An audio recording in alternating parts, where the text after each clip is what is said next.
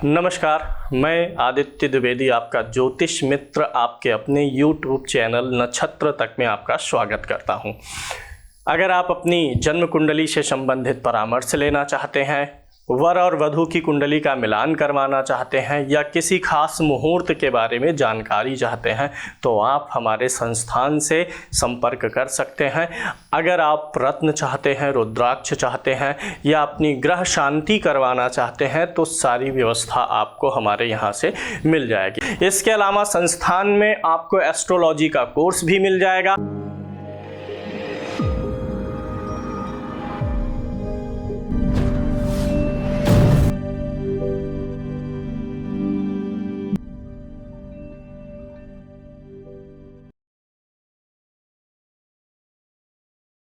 यह जो कुंडली है 28 जून 1965 का जन्म है। 6:33 शाम को 12/6/18 दिल्ली का इनका जन्म है। इनके ग्रह स्पष्ट का विवरण दे देते हैं आपको। कुंडली विश्लेषण करना आप भी साथ ही साथ सीखते रहिए। लगन इनका धनु है। धनु लगन में इनका जन्म हुआ है, यानी इनके लगन का स्वामी गुरु है। सूर्य इनका मिथुन राशि में बैठा हुआ, चंद्रमा मिथुन राशि में, यानी चंद्रमा सूर्य के साथ ही है, अस्त है। तो इनके राशि का स्वामी कौन सा ग्रह हुआ? बुध। मंगल इनका कन्या राशि में है, बुध इनका कर्क राशि में है, गुरु वृषभ राशि में है, शुक्र इनका कर्क में है, शनि अपनी राशि कुंभ में है, राहु अच्छी राशि में होकर के बैठा हुआ मित्र की राशि में, इसी प्रकार से केतु भी मित्र की राशि में होकर के बैठा हुआ है। इनका कौन सा ग्रह किस नक्षत्र में है इधर लिखा हुआ है। सूर्य जो है आर्द्रा नक्षत्र में है, यानी ठीक नक्षत्र में नहीं है। हालांकि यहाँ पे जो है आर्द्रा नक्षत्र का स्वामी राहु होता है जो सूर्य पे ग्रहण लगाता है। चंद्रमा इनका मृगशिरा नक्षत्र में बैठा हुआ है, मंगल के नक्षत्र में है, यानी मित्र के नक्षत्र में। यहाँ पर मंगल कन्या राशि में है और किसके नक्षत्र में है? सूर्य के नक्षत्र में है, ठीक है। बुध इनका पुनर्वसु नक्षत्र में है, गुरु के नक्षत्र में है, ठीक है। गुरु इनका जो है रोहिणी नक्षत्र में, चंद्रमा के नक्षत्र में, मित्र के, ठीक है। शुक्र इनका शनि के नक्षत्र में बैठा हुआ है, ये ठीक नहीं है। शुक्र जो है भोग विलास है, शनि वैराग्य है। जब भी शुक्र शनि के नक्षत्र में जाता है तो व्यक्ति के जीवन में जो भौतिक उन्नति है उसको बाधित कर देता है। शनि इस कुंडली में बैठा हुआ है, गुरु के नक्षत्र में, अच्छा है, ज्ञान और न्यायवान बनाएगा। इसी प्रकार से राहु जो है चंद्रमा के नक्षत्र में नहीं ठीक है, चंद्रमा को ग्रहण लगाता है। केतु बुध के नक्षत्र में है, ये ठीक स्थिति है। लग्न कुंडली पर इनके आ जाते हैं। इनकी कुंडली में धनु लगन बनता है। लगन का स्वामी गुरु छठे भाव में है, स्ट्रगल दे देता है लाइफ भर के लिए। अगर राजयोग कुंडली में ना हो तो यहाँ पे ये गुरु के कारण से, गुरु चौथे भाव का भी स्वामी है, भूमि भवन वाहन का। तो भूमि भवन वाहन के लिए भी इनको जुगाड़ लगाना पड़ेगा, स्ट्रगल करना पड़ेगा, क्योंकि यहाँ पर छठा भाव है। लोन वगैरह, ईएमआई वगैरह लेकर के भवन वगैरह बनाने का प्रयास करेंगे तो जल्दी हो सकता है, अन्यथा देरी कराएगा ये बृहस्पति, क्योंकि ये राहु के एकदम समीप में है, चांडाल दोष में है। चांडाल दोष है तो किस भाव को प्रभावित करेगा? कोई भी दोष, ये भी समझ लीजिए। गुरु के साथ राहु है, चांडाल दोष। मंगल होता तो अंगारक दोष, तो बुरा प्रभाव मिलेगा कहाँ? राहु के साथ जो ग्रह बैठा होगा वह ग्रह जिन भावों का स्वामी होगा उसे पीड़ित करेगा। लग्न को, लग्न सारे सुख को भोगता है तो यही कमजोर है। और सुख भाव का स्वामी गुरु भी शत्रु राशि में है और राहु के साथ है। घर वगैरह की तकलीफें दे देता है, काम चलाना पड़ता है ज़्यादा दिनों तक एडजस्ट करते हुए, वीक हुआ है। दूसरा धन भाव का देखते हैं। धन भाव का स्वामी शनि है, अपनी दूसरी मूल त्रिकोण राशि में वक्री होकर के बैठा हुआ। पैसा घटेगा नहीं इनको, लेकिन पैसा बढ़ेगा भी नहीं इनको। दो कारण है। धन भाव का स्वामी तो ठीक हो गया, लेकिन ये जो गुरु है इसकी 9वीं दृष्टि धन भाव पे पहुंचती है जहां इसकी नीच की राशि है, तो ये धन बचने भी नहीं देगा। और शनि चूंकि थोड़ा ठीक है इसलिए धन घटने भी नहीं दे रहा है। कुछ बचेगा लेकिन इतना नहीं बच जाएगा कि सारी इच्छाएं पूरी कर ले जाएं। इनके सप्तम भाव में चंद्रमा अस्त होकर के बैठा है। चंद्रमा अष्टम भाव का स्वामी भी है। सूर्य भी यहाँ पर क्रूर ग्रह होकर के बैठा है और यहाँ का स्वामी बुध अष्टम भाव में गया है। जब कभी भी इनका और इनकी वाइफ का अलगाव होगा, जीवन छोड़ेंगे इस दुनिया को, तो पत्नी की मृत्यु पहले होने का संकेत है। हालांकि अभी ऐसा कुछ नहीं कह रहे हैं, लेकिन पत्नी की मृत्यु पहले हो सकती है, पत्नी का स्वास्थ्य बाधित हो सकता है। और चूंकि यहाँ पे अष्टम का स्वामी यहाँ पर बैठा हुआ है और सप्तम का स्वामी अष्टम में गया है, तो पत्नी के रोग की भी संभावना बनती है। सूर्य बैठा है तो पत्नी कभी कभी झगड़ा वगड़ा भी कर लेंगी, कोई विशेष दिक्कत नहीं है, क्योंकि भाव का स्वामी भाव के कारक के साथ में बैठ के बैलेंस बना रहा है। स्वास्थ्य पत्नी का पीड़ित रहेगा, लेकिन भाग्य भाव का स्वामी सूर्य पत्नी भाव में गया हुआ है, इनका भाग्य पत्नी के सहारे ही चल रहा है। कर्म भाव में मंगल बैठा हुआ है, यही एक मंगल ग्रह इनका अच्छा नजर आ रहा है। दसम भाव का मंगल सूर्य अच्छा होता है। हालांकि दशमेश बुध अष्टम भाव में गया हुआ है, जो कैरियर और कामकाज को बिगाड़ने का प्रयास करता है। कैरियर कामकाज इनका स्थिर रूप से चलेगा, कभी बहुत ज़्यादा हार्ड नहीं हो पाएगा, न बिगड़ेगा। कुछ स्थिर रूप की आमदनी का योग है, महीने में कुछ रुपए जो हैं ये निश्चित रूप से कमाते रहेंगे। जो भी कमाएंगे वह स्थिर आमदनी का योग बना रहेगा कि हाँ, उसी से इनको अपना एडजस्टमेंट करना है। इस कुंडली में सबसे बड़ी प्रॉब्लम्स क्या है कि कर्म भाव हो गया पीड़ित, कर्म भाव का स्वामी बुध अष्टम में है। दूसरा, लगन और चतुर्थ जो सबसे बड़ा कारक ग्रह इस लगन का गुरु होता है, वह राहु के साथ चांडाल दोष में बैठा हुआ है। संतान भाव अच्छा है क्योंकि मंगल स्वामी है और मंगल की 8वीं दृष्टि आ रही है, तो संतान के लिए यह विषय ठीक ठाक है, अच्छी स्थिति में है। इनके घर में मांगलिक कार्य होने का योग अप्रैल तक है। अप्रैल तक कुछ मांगलिक कार्य हो सकते हैं, नहीं हुआ तो जब गुरु का गोचर वृषभ राशि पर जाएगा 13 महीने बाद, तब घर में मांगलिक कार्य हो सकता है। जब भी गुरु 12वें भाव को देखता है तो मांगलिक कार्य करवाता है। वैसे भी इनकी कुंडली में भी देख रहा है, और 13-14 महीने बाद जब वृषभ राशि पे जाएगा, 14 क्या 15 महीने बाद, तब फिर से यहाँ से देखेगा, तब इनके घर में विवाह वगैरह का आयोजन भी हो सकता है। ओवरऑल यह कुंडली में हम राजयोग अब ढूंढते हैं, देखते हैं क्या कहीं कुछ है। चंद्रमा और बुध ने राशि परिवर्तन किया है, राशि परिवर्तन राजयोग बना, लेकिन ये किसी काम का नहीं है, क्योंकि धनु लगन में बुध कारक ग्रह नहीं है और चंद्रमा भी अष्टम का स्वामी है। वैसे भी चंद्रमा सूर्य के साथ होकर के बलहीन हो गया, तो इस स्थान परिवर्तन का राजयोग नहीं बनेगा। दूसरा राजयोग देखते हैं, बुध और शुक्र की युति है। अब यहाँ पे शुक्र छठे भाव का स्वामी होकर के अष्टम में आया है। अकेला होता बुध साथ में ना होता, क्योंकि अगर 6-8-12 का स्वामी 6-8-12 में ही रहे तो विपरीत राजयोग देता है। तो शुक्र के साथ बुध आ जाने से ये विपरीत राजयोग भी खत्म हो गया, क्योंकि बुध ना तो छठे भाव का स्वामी है, ना 8वें का है, ना 12वें का है, तो विपरीत राजयोग भी खत्म हो गया।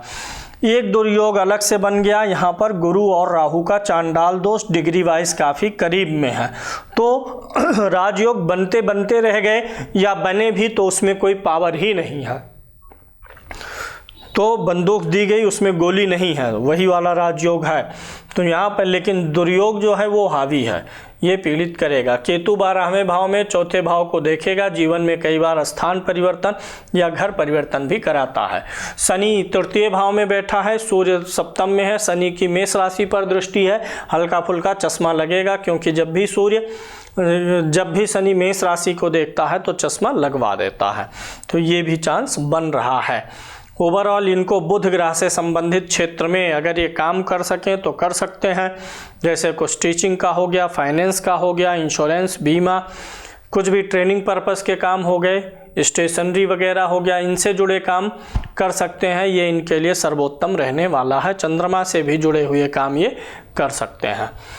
अब आ जाते हैं चंद्र कुंडली पर। इनकी राशि जो मिथुन है, इस पे कोई 7.5 नहीं चल रही है और शनि का गोचर अच्छे भाव में हो चुका है। अगले 2.5 साल तक शनि इनके भाग्य में साथ देंगे और गुरु मीन राशि पे रह करके कर्म बढ़वा रहे हैं, और अगले अप्रैल में जो है ये लाभ भाव में जाएंगे, यानी ये 2023 इनके लिए धन के मैटर में अच्छा होने वाला है।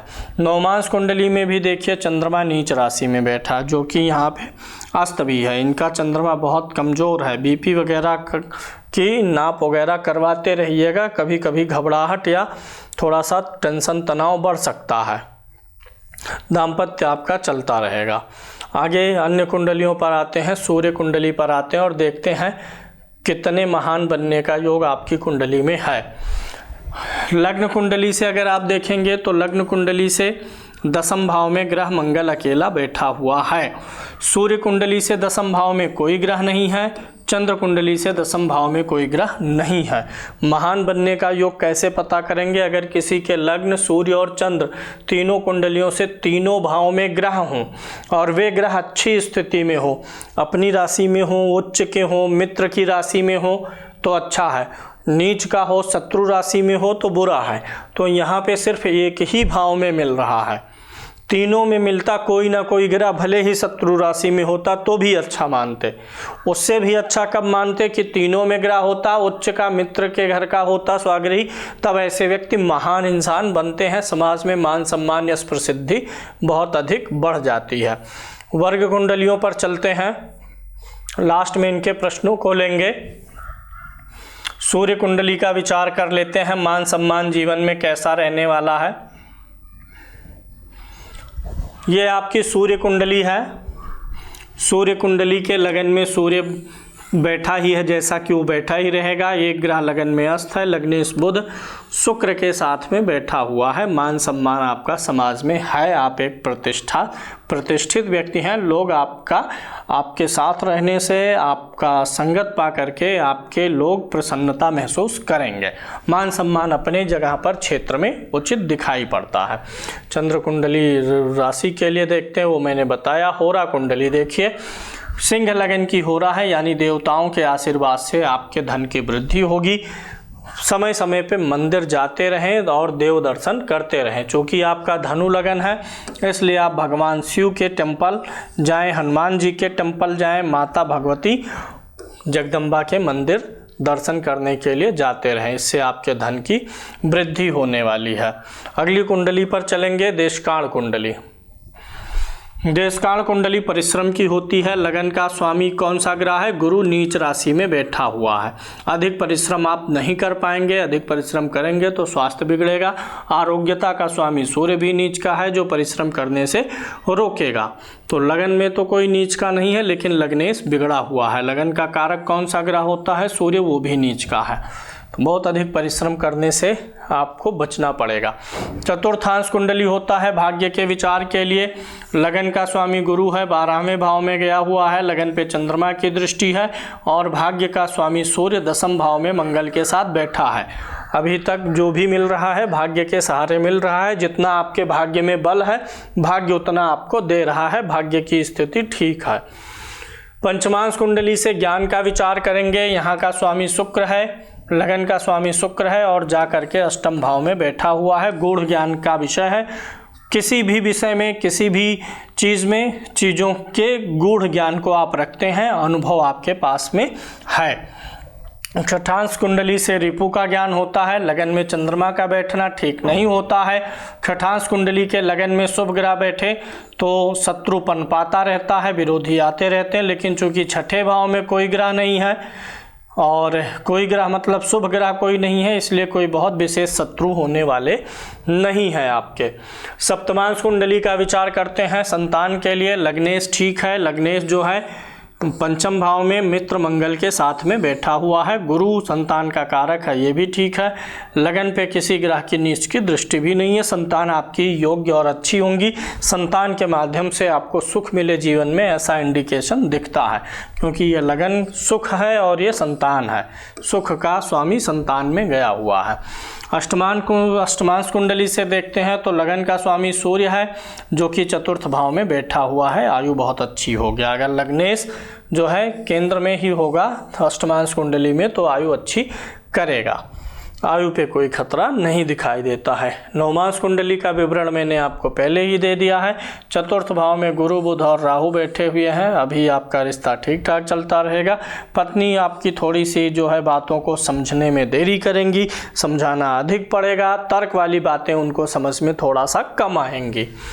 दशमांश कुंडली की बात करते हैं तो दशमांश कुंडली का जो लगन है, लगन का स्वामी गुरु है, वह अच्छी स्थिति में बैठा हुआ, लेकिन दशमेश बुध है वह नीच राशि में चला गया है। तो कार्य में आपके बहुत हाइट आ जाएगी, बहुत ग्रोथ आ जाएगी, ऐसा दिखता नहीं है। एकादशांश कुंडली मनोकामना पूर्ति का होता है। लगन का स्वामी सूर्य है जो कि जा करके लाभ भाव में बैठा हुआ है, यानी मनोकामना पूर्ति के लिए आप प्रयास करेंगे। लेकिन यहाँ मनोकामना पूर्ति में 11वें भाव का स्वामी जो बुध है वो अष्टम भाव में शत्रु मंगल के साथ में फंसा हुआ है। देरी का योग बनता है, इच्छाएं पूरी होंगी लेकिन देरी से पूरी होंगी। द्वादशांश कुंडली में माता पिता के सुख में लगन में ही गुरु नीच राशि में बैठा हुआ है। लग्नेश शनि है और वह शनि जो है शत्रु राशि में शत्रु के साथ बैठा हुआ है। पैतृक रूप से आप बहुत ज़्यादा सुखी संपन्न रहे हों, ऐसा नहीं दिख रहा कि पितरों की विरासत से आपको कुछ बहुत अधिक मिल गया हो। खोडसांश को हाँ मिला होगा लेकिन बहुत कुछ नहीं मिल पाया है। खोडसांश कुंडली से वाहन सुख का विचार होता है। लगन का स्वामी शनि है, शनि महाराज अष्टम भाव में गए हुए हैं और लगन का से चतुर्थ भाव देखेंगे तो बुध बैठा है और ये बैठा हुआ है मंगल के घर में बैठा है। वाहन के सुख का योग बन रहा है, वाहन के सुख में कमी नहीं दिखाई देती। उपासना आदि की अगर हम बात करें तो लगन का स्वामी बुध है और बुध महाराज अष्टम भाव में गए हुए हैं, जहां उपासना करेंगे, गूढ़ ज्ञान लगाएंगे, गूढ़ उसमें जो है रहस्य तक जाने का प्रयास करेंगे, क्योंकि सूर्य भी उच्च का है, लगन पे शनि की भी दृष्टि है। तो उपासना आदि के लिए आपकी कुंडली ठीक है। जिन देवी देवताओं को मैंने बताया उनकी उपासना आराधना करनी चाहिए। अब आ जाते हैं आपके अष्टक वर्ग पर और बताते हैं कौन सा ग्रह किस राशि में गोचर करेगा तो आपके लिए अच्छा रहेगा कि बुरा रहेगा। ये है अष्टक वर्ग कुंडली। पहले मैं इसे समझा देता हूँ। ये इधर राशियां लिखी हुई हैं, इधर ग्रह लिखे हुए हैं और किस ग्रह को किस राशि में कितना पॉइंट मिला है ये सब लिखा गया है। अगर पॉइंट 0 हो, 1 हो, 2 हो, 3 हो तो इसे हम बुरा मानते हैं। 0 सबसे बुरा है, 1 उससे कम बुरा है, 2 उससे कम, 3 उससे कम, लेकिन ये सब बुरे में आते हैं। 3 के बाद जब 4 आएगा तो अब ये एवरेज पहुंच जाएगा, फिर 5 आएगा तो गुड, 6 बेटर, 7 बेस्ट, ऐसे ही बढ़ता है। तो जब भी शनि का गोचर मेष राशि में रहेगा तो यहाँ शनि को कितने पॉइंट्स मिले हैं? 5, यानी गुड। शनि मेष राशि पे गोचर करता हुआ आपको अच्छा रिजल्ट देना चाहेगा। शनि वृषभ राशि पे गोचर करता हुआ 3 पॉइंट्स मिले हैं, ना बहुत बुरा है ना अच्छा है। कुछ समझ में नहीं आएगा कि शनि अच्छा दिया कि बुरा दिया। मिथुन राशि पे जब भी शनि का गोचर होगा अच्छा देगा। कर्क राशि पर ये एवरेज से कम देगा। सिंह राशि पर बुरा देगा। कन्या राशि पर औसत से कम अच्छा फल। तुला राशि पर बुरा, वृश्चिक पर बुरा। धनु राशि पर जब शनि का गोचर रहेगा तो शनि अच्छा रिजल्ट देगा। इसी प्रकार से आप देखिए गुरु का गोचर हर राशि पर, जब भी गुरु मेष राशि पर गोचर करेगा, जो कि 22 अप्रैल से अभी करेगा 2023 में, गुरु मेष राशि पे गोचर करेगा, बहुत अच्छा देगा। वृषभ राशि पे गुरु का गोचर आपके लिए एवरेज रहेगा। मिथुन राशि पर गुड रहेगा। इसी प्रकार से आप समझ सकते हैं। यहाँ भी 7 पॉइंट है, यानी गुरु का धनु राशि पर गोचर आपके लिए ठीक ठाक रहेगा। अब यहाँ देखिए 2 पॉइंट मिले हुए हैं। किस राशि में? मिथुन राशि में। किस ग्रह को? शुक्र को। जब भी शुक्र का गोचर मिथुन राशि में रहेगा तो ये बुरा प्रभाव आपको देगा। इस प्रकार से आप अपने सारे गोचर भी निकाल सकते हैं। अब आ जाते हैं सर्वाष्टक वर्ग की कुंडली पर। जो सर्वाष्टक वर्ग की कुंडली है आपकी, लगन में 36 पॉइंट मिले हुए हैं। आयु, आरोग्य और व्यक्तित्व को अच्छा बनाएंगे। अब यहाँ पर धन भाव में 18 बिंदु हैं, व्यय भाव में 28 है और लाभ भाव में 29 है। अब यहाँ पे देखिए इनकम में ज़्यादा है, व्यय में थोड़ा सा मामूली सा अंतर है। आय और व्यय में बहुत अधिक अंतर आप नहीं रख पाएंगे। आय होगी, पैसा जाएगा, लेकिन बचेगा नहीं, क्योंकि धन भाव में 18 बिंदु हैं और व्यय में कितना है? 28। जब भी ग्रह गोचर करता हुआ आएगा, हर महीने ग्रह गोचर करेगा, जब ग्रह लाभ भाव पे पहुंचेगा तो आपको वो आमदनी करा देगा, व्यय भाव पे पहुंचेगा तो लगभग पूरा पैसा खत्म कर देगा। जब यहीं पूरा पैसा ख़त्म हो गया, यहाँ तक बचने को नंबर ही नहीं आया, 18 अंक है, तो पैसे की सेविंग के लिए थोड़ी सी दिक्कत रहेगी। 26 पॉइंट्स है, बहुत अधिक मेहनती नहीं बनना पड़ेगा जीवन में। चतुर्थ भाव ठीक है, घर का और गाड़ी का सुख आपको मिलेगा जीवन में। संतान का सुख अच्छा रहेगा, संतान भाव में ग्रह का गोचर आपको तरक्की देगा। विरोधी और शत्रु भी उतने ही प्रबल रहेंगे, कंपटीटर्स भी आपके प्रबल रहेंगे। आप और आपकी वाइफ में आप हावी रहेंगे, क्योंकि आप में 36 पॉइंट्स है और वाइफ वाले में 24 पॉइंट्स है। अष्टम में 24 पॉइंट्स है। जीवन में कोई बहुत झिकझिकबाजी, रुकावट या आग लगा रहना जीवन में, ये सब नहीं है। भाग्य का सपोर्ट कम ही है, क्योंकि यहाँ पर 21 है। कर्म आप अधिक करते हैं, मेहनत आप अधिक करते हैं, उसका लाभ आपको कम मिलता है, क्योंकि कर्म भाव में अधिक पॉइंट्स हैं, यानी कर्म अधिक करेंगे, उससे थोड़ा 1 पॉइंट कम है, इसलिए उससे थोड़ा कम लाभ आपको जनरेट होगा। अब आपके कुंडली के उपायों पर आ जाते हैं और आपके प्रश्नों का उत्तर आपको दे देते हैं। सबसे पहले आपकी लग्न कुंडली सम्मुख रख लेते हैं। आपने कुछ प्रश्न पूछे हैं, उन प्रश्नों का उत्तर देते हैं।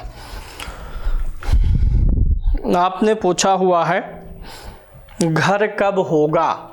चूँकि चतुर्थ भाव का स्वामी छठे में गया हुआ है और चतुर्थ भाव पर केतु की भी दृष्टि है, तो इसीलिए घर के सुख में देरी हो रही है। घर बनाने के लिए आप जो है थोड़ा लोन वगैरह ले करके बनाने का प्रयास करिएगा। अभी आपकी बुध की महादशा चल रही है। बुध जो है कुंडली में चौथे से चौथे भाव का स्वामी है। ये चतुर्थ भाव है, वहाँ से यानी भावत भाव में लगाएंगे तो ये बुध स्वामी है और इस भाव का स्वामी यहाँ पर है, यानी बुध की दशा में चंद्रमा की अंतर्दशा, क्योंकि चंद्रमा भी चतुर्थ से चतुर्थ भाव में बैठा, इन दोनों ने एक्सचेंज किया है। बुध की दशा में चंद्रमा की अंतर्दशा 2026 से 28 का पीरियड आता है। इस बीच में घर का योग बन सकता है। अभी करंट में देख लेते हैं, अभी बुध में केतु चल रहा है 23 अप्रैल 2023 तक, तो ये समय ठीक नहीं है। हो सकता है निकट भविष्य में आपने कुछ दिनों के लिए या कोई स्थान परिवर्तन भी किया हो। बुध में शुक्र आने वाला है, बुध शुक्र दोनों अष्टम में है, ठीक नहीं है। बुध में सूर्य आएगा, इसमें भी घर की योजना बनना शुरू हो जाएगा। कुल मिलाकर के 2025 के पहले तो होता नज़र नहीं आ रहा है, यानी वही बनेगा आपका। 25 के बाद योजना बनेगी, 26 बीतते बीतते काम शुरू हो जाएगा, 27 में आपको घर मिल जाएगा। बच्चे की शादी का आपने पूछा हुआ है, तो अभी उसके लिए आपको वेट करना पड़ सकता है। या तो इसी 22 अप्रैल के पहले तय हो जाएगा, क्योंकि गुरु यहाँ से 12वें भाव को देख रहा है, लेकिन यह योग कमज़ोर है। प्रबल योग कब है? जब गुरु वृषभ राशि में जाएगा। वृषभ राशि में अप्रैल 2024 में जाएगा, तब शादी का योग बन रहा है, घर में मांगलिक कार्य का योग है। पत्नी के स्वास्थ्य को लेकर के थोड़ा सा ध्यान रखना पड़ेगा और आपको भी अपने स्वास्थ्य का थोड़ा सा ध्यान रखना, हालांकि पत्नी का कुछ विशेष ही रखना है। भविष्य का जहाँ तक सवाल है, अभी बुध की दशा प्रारंभ हो चुकी है आपकी 2020 से लगभग। ये बुध आपको कुछ अच्छा परिणाम देगा, क्योंकि बुध क्या है कि स्थान परिवर्तन राजयोग में है, 2 केंद्र का कर्म भाव का स्वामी भी है और मित्र के साथ में बैठा हुआ है। तो और नवमांश कुंडली में राशि वर्गोत्तम है, यहाँ भी 4 राशि पर है, 4 नंबर की गिनती पर यहाँ भी। तो बुध से आप अच्छा एक्सपेक्ट कर सकते हैं, बुध आपको अच्छा देगा। जीवन संघर्षमय है, ये समझ में आ रहा है। उसका कारण यही है कि कोई बहुत विशेष राजयोग आपकी कुंडली में नहीं है। एक तो गुरु और राहु का जप करके आप जो है अंगारक ये ग्रह चांडाल दोष की शांति करवा लीजिए। एक ये उपाय करिए। सोमवार के दिन चावल का दान करिए।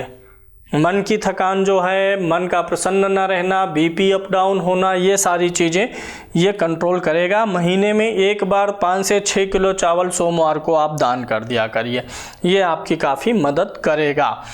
स्टोन की अगर हम बात करें तो आप एक मंगल के लिए मूंगा पहन लीजिए। 10वें भाव में मंगल बैठा हुआ है, कार्य क्षेत्र में वृद्धि कर देगा।